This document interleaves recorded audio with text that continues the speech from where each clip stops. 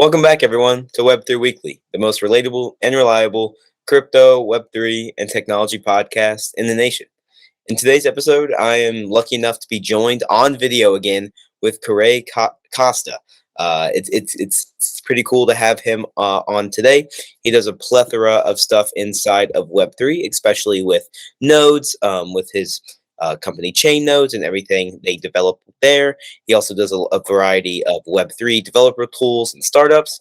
He's from Europe. He's an angel investor. You can see all this in his Twitter bio and everything like that. But without further ado, there's really no kind of introduction for him since he's already here and you can already see him. But yeah, Koray, I appreciate you being on today. And how's it going, man?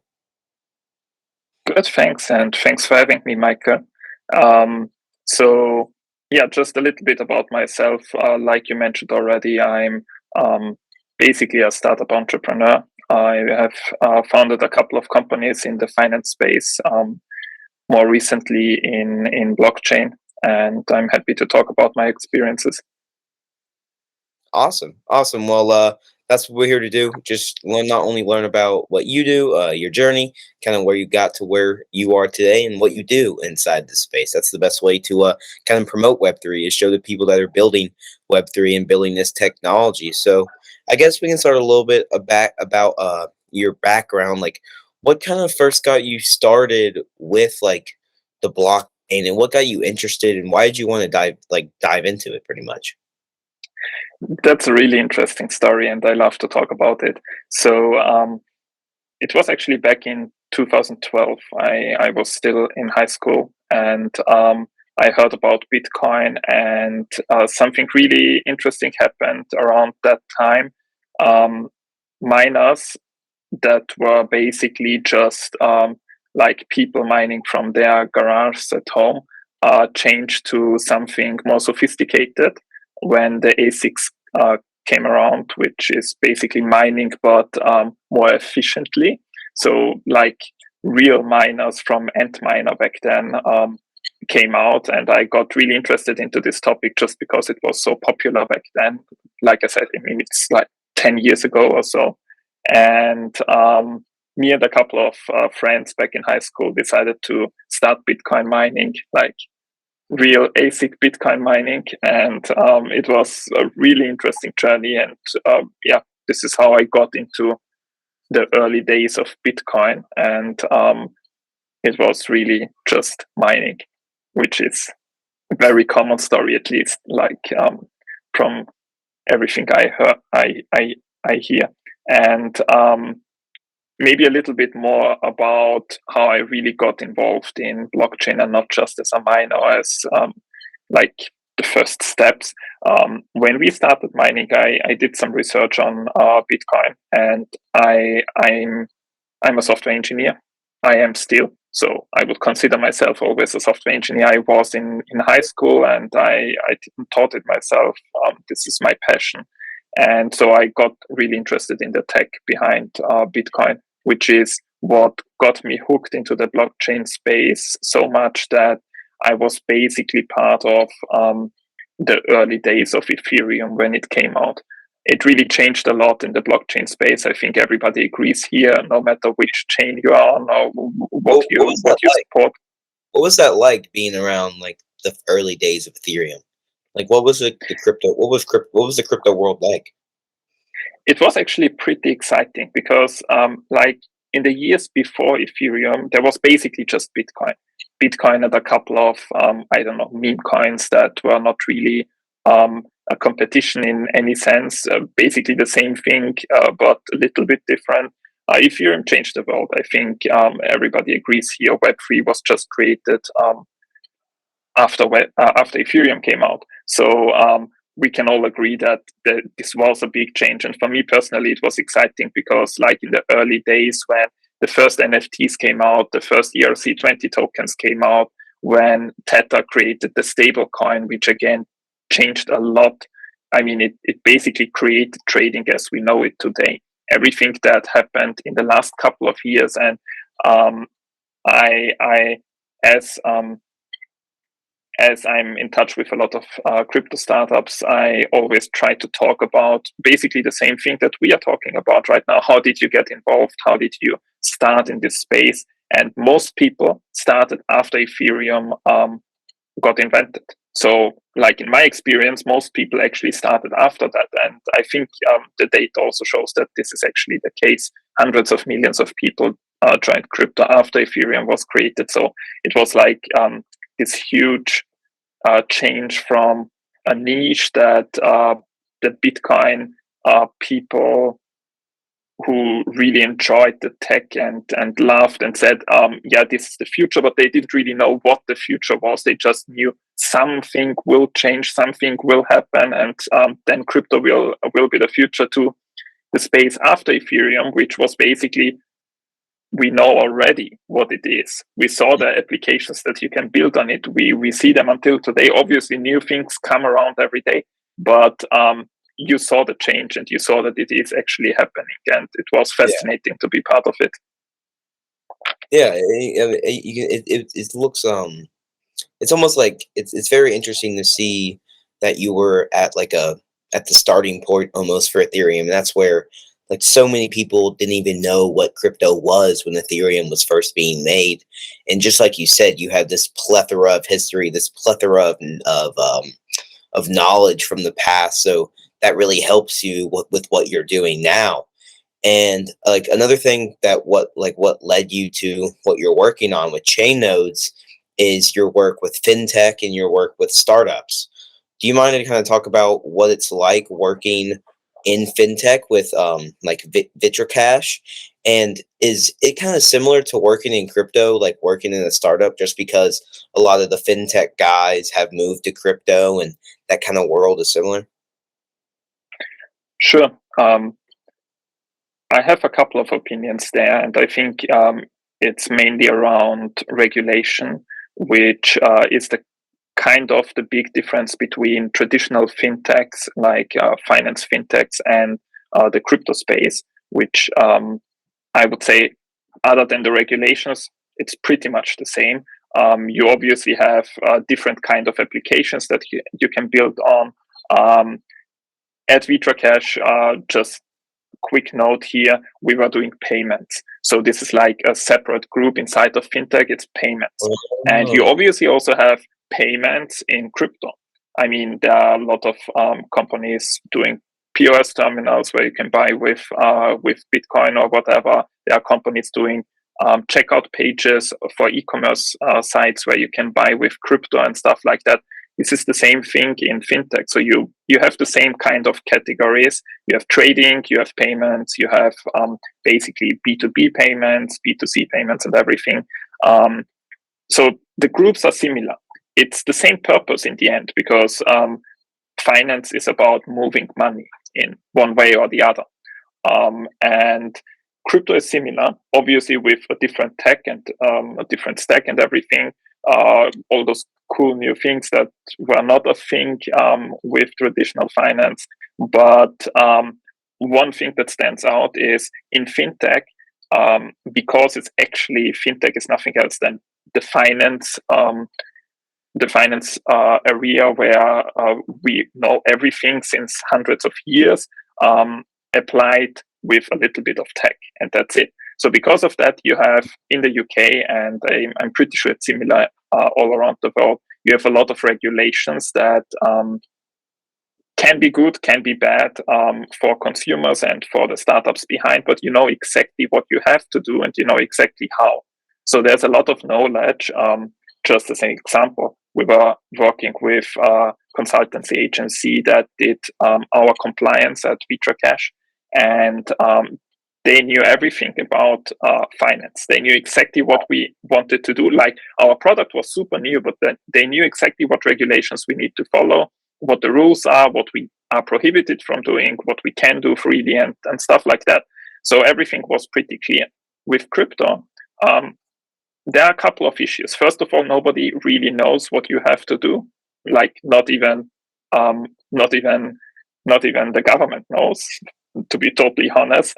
They have like some vague regulations in the UK now that is coming out, but it doesn't really help. So you pretty much do what you want. There's no guideline, there's no know-how or anything. And everybody's just waiting for the world to understand what is right and what is wrong.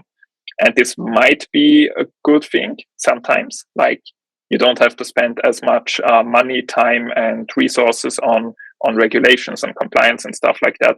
But it might be a bad thing for consumers sometimes. I'm not arguing against or for regulation here, but it's just a difference I saw. Mhm. Yeah, regulation is something that's very interesting because regulation, it seems so like uncrypto to like have something like regulation, but then you realize just because like it's decentralized and everything, but then you realize a lot of people like need to be protected, and there's a lot of bad actors in the crypto space. So that's where regulation definitely like has a place. So like just like you said, this is not like an argue for or against regulation. That like the regulation that the lawmakers will be doing there, that's way above like my head, way above our kind of sphere of influence or sphere of intelligence, because that stuff's just it's very intricate and takes a lot of thinking and everything. But hopefully, It's really if difficult as well. yeah, if there was regulation, hopefully it can stop something like FTX from happening ever again. That would be very, very nice. But what's the culture like of like a startup and of fintech? Just because you see kind of on movies and it's like romanticized about the startup culture. It's all like fast paced and everything's crazy. Like, what was it like with your kind of experience? So we moved to the UK basically for our first fintech, which is VitroCash, and the space here is really big. Like the fintech space, I would say it's the biggest in the world. Obviously, for other startups, for other categories of startups, the US is much bigger, but you really feel it here. You have fintech for everything. You just name a thing you want to do with money, and there's definitely a company doing it here. So, in terms of the culture, like in startups in general, it's really tough in the early days. You have to work a lot, and you also feel it not just as the founder, but also if you are employed by a startup. It's kind of different. It's not like you have this working machine that already generates money, where every bit is known, where you know exactly where you will be in a year or two. You don't know anything, and as software engineers, as designers, as employees of the company, of a startup, you don't know what the future holds. At the same time, you know, you can actually have an impact on what we are building. So everyone is kind of involved and kind of feels the product more than in a traditional company. So it's really amazing, but it's a lot of work. So it's not for everyone. I also see like people who are not interested at all in this, because they obviously have to do much more than in a traditional company where they know exactly what they do and they have their hours that they work. Here it is different. Week comes up, something happens completely unexpected. Everyone needs to work 100 hours just to fix it, and that's like you just know it. You know it, and you don't even question it. And I'm not forcing anyone. It's just like you see it is broken. You have to fix it. It's just impossible to not do it. There's no one else taking over from you after you go home. And as a founder, it can be quite stressful. I would say it's the same for the employees. But like I said, you have an impact. You see where the product goes. You build something amazing, and it's a kind of nice feature of startups. Yeah. Do you kind of still do? Do you still do work with VitroCash? I am involved as basically um, I'm guiding them in the right direction, but I'm not involved in the day-to-day trading right now. Got it. Got it. Awesome. Well, that fintech is something that's very interesting, very intriguing, just because so much money gets moved at such a fast pace. So it's something that I think a lot of people, you hear it all the time. Fintech, fintech, fintech. Like, what is that? It's cool to actually talk to someone that's been in that space and actually created like a fintech service. But it's like how I mentioned earlier that fintech is similar, like similar culture with like the crypto stuff, because a lot of those guys, like they're very smart, so they can work in both. It's easy. I feel like it's easy to understand if you're coming from fintech to crypto. There's probably a lot of stuff that's different, but you're able to grasp it. What was it like making kind of that transition? Like, is it similar? Like, what do you feel about that? What I have to say about this is I think I'm definitely longer in the crypto space than I am in fintech, like in the traditional fintech space. But I haven't founded a company doing stuff in crypto before the fintech. So Okay. it's an Okay. interesting story, but I can still tell you my experiences. So like I said before, what I felt with the fintech with VitroCash, you have a lot of things that you need to do that go beyond simply your product. It's not just the regulations and the compliance you have to follow, but there are so many rules that you basically have like one part, which is the product. You work on the product on the one hand, and the other side is like bureaucracy, and this is a huge portion of it. What I saw, what that's basically the big difference I saw with a crypto startup is you have your product, and that's basically it. So there's nothing around. You just work on your product. You do your sales, your marketing, and that's basically what you do. And I think this is the case for a lot of different areas of startups. Just as an example, if you do a SaaS, a software as a service, you just sell to companies, I don't know, some form of dashboard that views data in a better format or whatever. It's the same. You just build your product. There's nothing around. So somehow crypto is this weird in the middle of, it is still finance, but it somehow feels like it's not really finance, just because like the world doesn't see crypto as finance yet. So you are somewhere in between, and you can be faster, you can be more agile, but at the same time, finding talent is harder, for example, because it's just a new space, and it's really difficult to find people who are experienced. It's also really interesting with all the new stuff coming up every day. I mean, the crypto world changes so fast that you have to adapt much, much faster than in traditional finance. You know exactly what people need in finance. You don't know exactly what the crypto world needs, because today they need this. Next year it's completely different. Just think about before FTX, that was like 2 months ago. I mean, we are now talking about a completely different world, but it was 2 months ago. I mean, that's the case every single day if you are in a crypto startup. I think that's why so many people kind of like the crypto space, because it's constantly changing and it feels so new, and it's almost like it's like a child. Like, you see it grow up. Like, people, like, sometimes, like, crypto can be the wild west sometimes, and now it's becoming more, not centralized, but it's becoming more understood. It's becoming better, more popular, bigger. A lot more money's coming into the space, which is very, very cool to see. More use cases for crypto and stuff, which is always awesome. But like, with your kind of work in blockchain and your kind of very intelligent, like, business decisions and stuff like that, so you're obviously continuing to work in, like, blockchain and with nodes.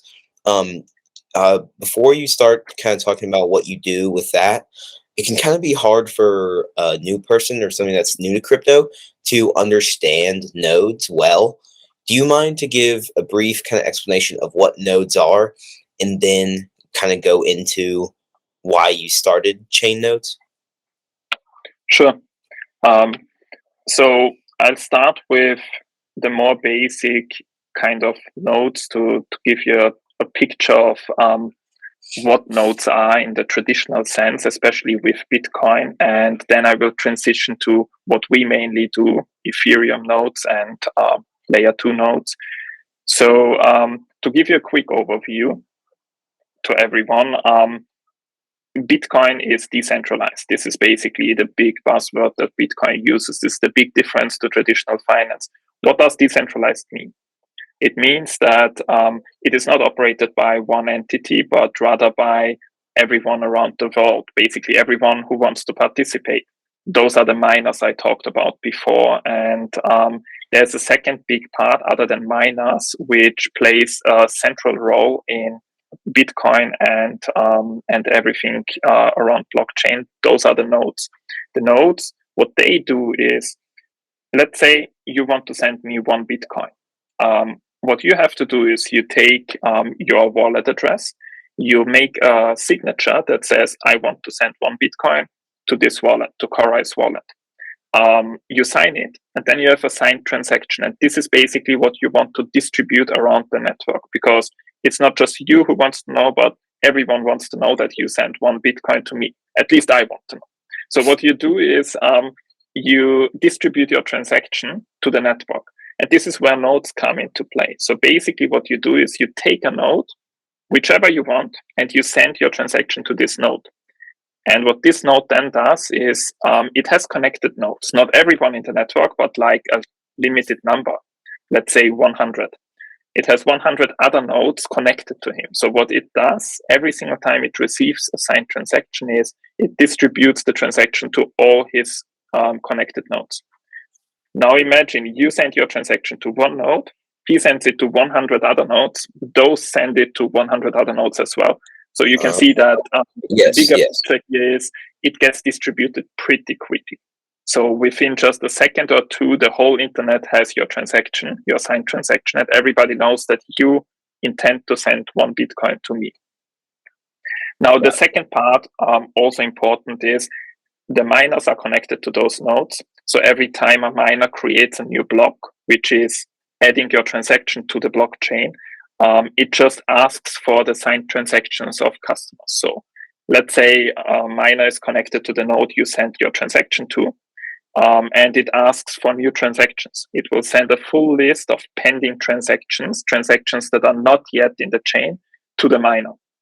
And the miner creates the block and everything goes on. So this is already beyond what nodes do, but basically this is why nodes are so important. They take your transactions, they distribute it around the world, and they give miners access to the pending transactions that want to be included. So this is the basic view of nodes of the Bitcoin network. So kind of what you're saying is that nodes help spread out the information of the blockchain. Exactly. And they don't just spread it around the world, but they also hold this information forever. This is a second important part. So if, let's say, 5 years from now, I want to see all your transactions, or actually, let's say you want to see it, because why would I?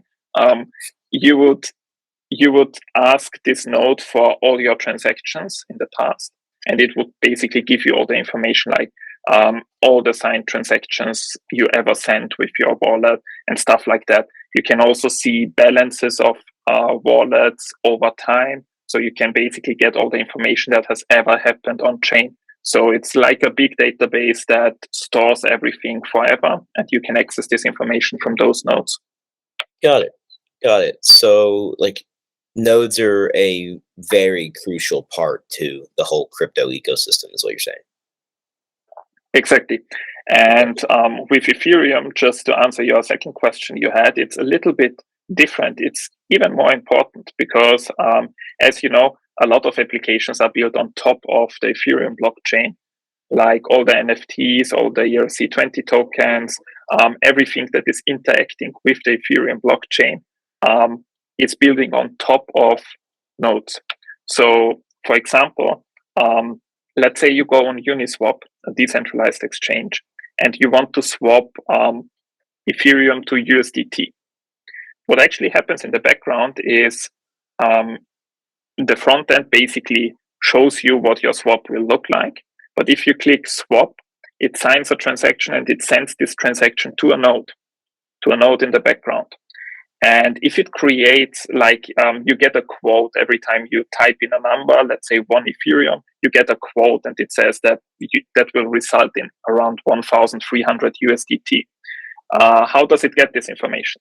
It's again with nodes. It asks the question, how much is 1 Ethereum worth in USDT to the node in a specific format, and the node answers because the node has all the data that is needed for that. And for everything around NFTs and all the applications that are built on top in Ethereum. So this is the central part of nodes in the Ethereum ecosystem. Every company that creates or builds on top of Ethereum needs to communicate with nodes. And this happens in the background while the user is interacting with the app. So they are basically the infrastructure of the Web3 world. Got it. So since nodes are so crucial in, like, just like you said, the infrastructure of the crypto world, what made you want to start chain nodes, and kind of what was the reasoning behind it? So as I told you, I was in the Ethereum space basically since it started, and I remember the times when the only way to interact with Ethereum was to download a wallet that was called Mist. I think it still exists, but I don't know. I mean, nobody has been using it for the last years. So Mist is basically a wallet that you download on your laptop or on your computer. And what Mist does is it actually starts downloading all blocks on the blockchain. And this is a process that back in 2016, 17, it took like a week of 24/7 downloading blocks before you would be up to sync. And before that, you could not even send a transaction. You could not send Ethereum. You could not receive Ethereum. It was basically impossible because you needed to be up to date to actually sign transactions and distribute them. That's not entirely true, but kind of. Like, it was a pain. You also needed hundreds of gigabytes of storage and everything. So it was really a pain. Just a couple of people even did it. And so what people came up with back then, Infura as the first one, they hosted those nodes. That's basically exactly what Mist was. It was a node on servers, and they gave you access via URL. And then wallet providers like Trust and all the other smartphone apps and also computer apps, MetaMask, for example, as well, they started creating wallets that would not download the full blockchain before sending transactions, but they would actually connect to this URL, which is the hosted node somewhere else, which was back then Infura. And I saw the space and how it developed. There were a couple of players that came up after Infura. And the pattern was always pretty similar. It was somehow built for users, but they never really had companies in mind like Uniswap and all the other big ones, because the pricing was always somehow targeted to people making a couple of calls, like just sending transactions, asking for quotes and things like that. But if you think about something like Uniswap is making probably billions of calls every month because they have so many users, they do so many stuff on chain. And what really stood out with all of those providers is they never had any form of pricing that is actually relevant to any of those big companies, because it scaled up so quickly that nobody could afford it. And I personally know a couple of companies here in Europe and also in the US that have been struggling with the increased prices of those node providers. So you have two options as a startup in the crypto space. You either use those nodes like Infura or the others, or you host them on your own. But hosting your own nodes is like building your own infrastructure for the product you actually want to build. This is like, it feels like in the Web2 world when the cloud was not a thing yet and everybody had to manage their own servers. This was a pain, and you really needed like 10 people just to manage your infrastructure. Today, you click, it's just a button click and you have your infrastructure set up. You don't need anyone for that, or your software engineers can do it. And this is the similar thing with Web3 right now. There are somehow the equivalents of cloud providers, which are Infura and the others, but they are not really meant to be used by the startups, or at least the pricing doesn't reflect it. So what a lot of companies tend to do is they start using Infura, then they continue to grow, and once they reach a certain point, they start to deploy their own infrastructure. And this is where I thought there is a change needed, and this is why I built chain nodes. And I can tell you, every single person I talked to, every single startup I talked to, it was an immediate sell. Why? I am providing something that DigitalOcean did to the Web2 infrastructure world. I'm providing them the option to always use a hosted node provider, no matter how much they scale. The pricing is good enough that they can use it forever. It's not that they will have much less costs involved if they deploy their own nodes, because the margin is not like huge. It's just okay-ish.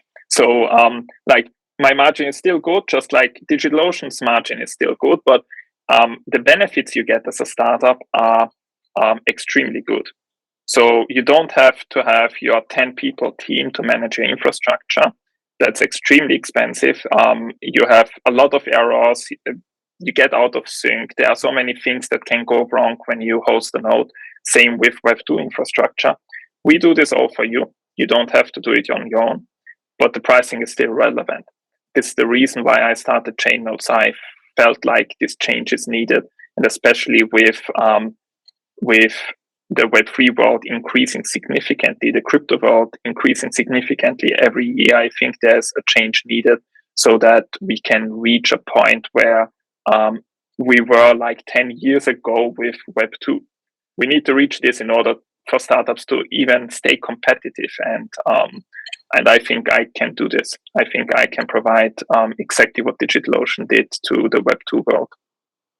That's awesome. Yeah, just you're completely right with trying to increase the size of crypto to get more people in, so it becomes more mainstream, more understandable, and what that will do, like exactly with, or what you're doing with chain nodes is going to help us reach that goal, like just like one more step at a time, if that makes sense. But what's kind of the future for chain nodes? I guess we can kind of wrap this kind of podcast in a little tight bow and make it a gift. But like, what's the future look like for you? What's the future look like for chain nodes? So like I said before, I think Web3 infrastructure and Web3 as a whole is growing significantly. And all the reports that are out there mention hundreds of billions of dollars in Web3 in the next couple of years in Web3 infrastructure. So what does our future look like? We have a couple of things that we want to work on that are really crucial to the space as well. First of all, there are validators, which is a topic we can discuss maybe in another podcast, but validators also need a node, but it's a specific kind of node. And I am right now providing validator nodes to a couple of companies, but it's not a public thing yet. So what we want to do is we want to build a system that makes it easy to run validator nodes as a customer. Like if you want to stake 10 Ethereum, we would give you the option to run your validator node and stake it. This is what I want to work on in the very near future. And there's so much more that needs to be done. There are developer tools that are still needed. It's really difficult to be a developer in Web3 right now. There are not enough tools in the Web2 world. Again, there are so many developer tools to make your life easier. But right now, in Web3, there are like 2 or 3 tools, and it's extremely difficult. If you make any mistake, like you are going to debug for years. And this is something we want to work on as well. So in the next few years, will hold a big potential for us. Yeah, no, that's awesome, and it kind of sucks that we It kind of sucks that we're running out of time here. We definitely need to do a part two, especially when you continue to build out what you're doing with validators. I'll contact you again and we'll run it back. But yeah, it's been really nice talking to you. I think what you're doing is very very cool. If anyone in the audience wants to check out what Koray's doing, please go check him out. I'll have all his links and everything in the description for easy access. Give him a follow, see what he's doing, see what Chain Notes is doing. Go check it out. It's really cool. Obviously, like what he just said. If that didn't interest you, I don't know. I don't know what you're doing, but yeah, great. Thank you again for coming on the podcast today. Kind of want to wrap it up here. Wish everyone kind of a great rest of your day. Thank you for watching or listening because this is audio and video. You can you can pick one, whatever you like to do. But yeah, if you want to support the podcast, I would greatly appreciate it. If you want to send the Spotify link to some of your friends, maybe follow us on social media.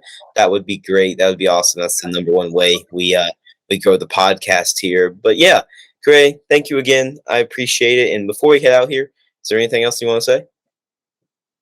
Thank you for having me. I don't have anything else to add today, but I'm open for a second podcast if you invite me. Oh yeah, 100%. After this, when this comes out, I'll stay in contact. I'm sorry that I probably should have given you a bit of more time on my schedule, but thank you again, and everyone listening. Have a great rest of your day, guys.